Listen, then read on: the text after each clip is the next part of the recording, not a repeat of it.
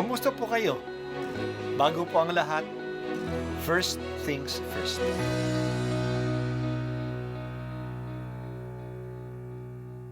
Good morning po. Sinisimulan po natin ngayon ang first things first. At dito po, tinatalakay natin sa unang bahagi ng umaga natin ay ang first readings na binabasa po sa banal na misa. Ito pong tinatalakay natin kasi madalas po kasi marami na tayong alam tungkol sa gospel readings. Pero konti po ang nagsasalita sa first readings. Pero ang first readings, bahagi din po yan ng Biblia, ng banal na kasulatan. Kaya susubaybayan po natin ang mga first readings, basahin po natin at kuminsan kailangan ng basahin ng 2 o 3 beses bago maintindihan kasi hindi po tayo familiar sa mga istorya at sa mga kaisipan na tinatalakay dito. Ang pagbasa mula sa aklat ng mga bilang. Noong mga araw na iyon, ang Panginoon ay bumaba sa anyo ng ulap at kinausap nga si Moises. Ang 70 matatanda ay binahaginan niya ng Espiritu, tulad ng ibinigay niya kay Moises.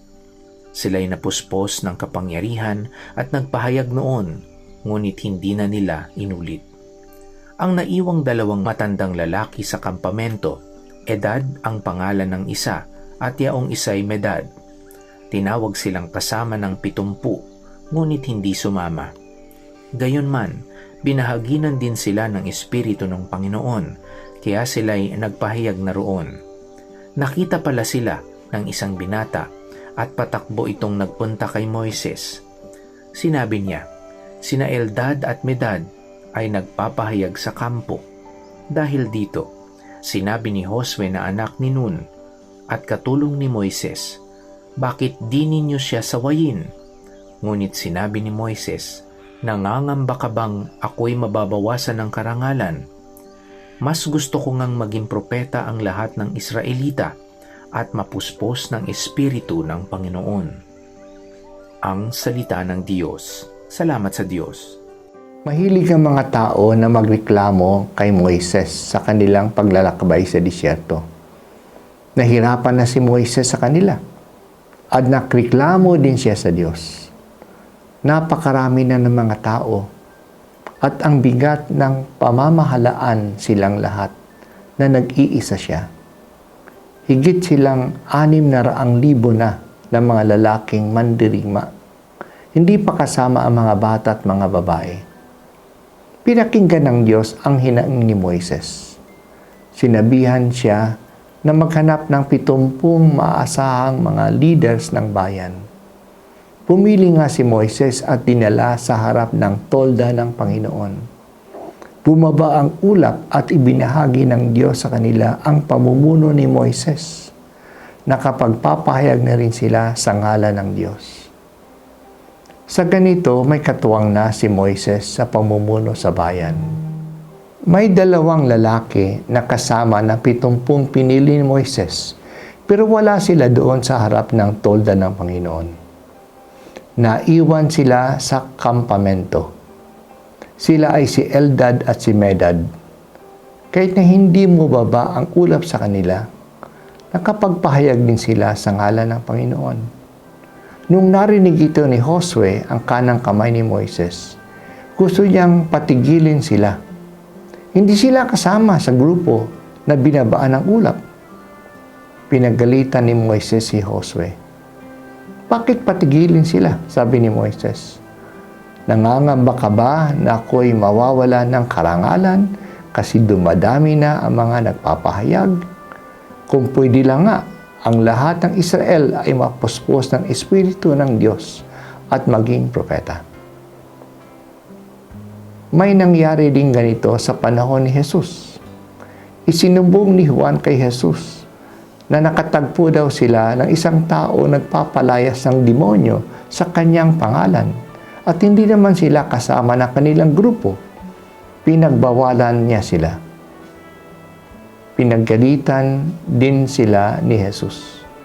Huwag dapat siyang pagbawalan.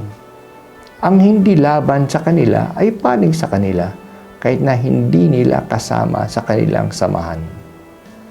Tulad ni Josue at ni Juan, mayroon din tayong tendency na hindi tanggapin ang hindi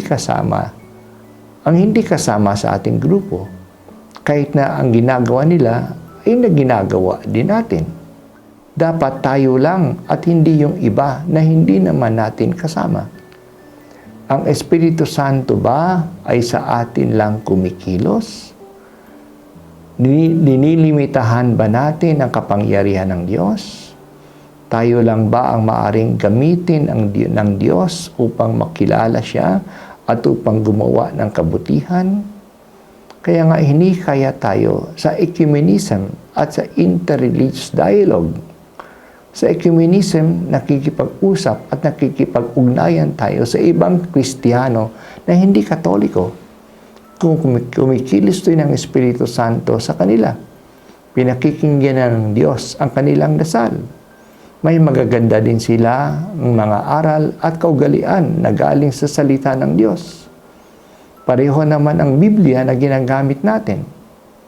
Ganun din ang ibang nabibilang sa ibang relihiyon kahit na hindi sila Kristiyano. Ang lahat ng kabutihan ay nanggagaling sa Diyos. May mga kabutihan din silang nagagawa. Ito ay galing din sa Diyos. Huwag sana tayong maging makitid sa ating pananaw. Pero huwag din natin sabihin na pare-pareho na lang pala ang lahat. Sinasabi lang na hanapin din natin ang kabutihan na nasa iba. At ito ang pahalagahan, hindi yung pagkakaiba lang natin. Magtakatataka na lang tayo na mayroon pala tayong maraming mga aral at gawain na magkapareho. Kasi mahaba ang kamay ng Diyos. Naaabot niya ang lahat. Dakila ang puso ng Diyos. Minamahal niya ang lahat. O Diyos ng lahat ng tao, bigyan po ninyo kami ng kalawakan ng kaisipan na matanggap at mapahalagahan kahit na ang hindi namin kasama sa aming grupo. Makita din sana namin ang kabutihan na nasa kanila at ang iyong pagkilos sa kanila.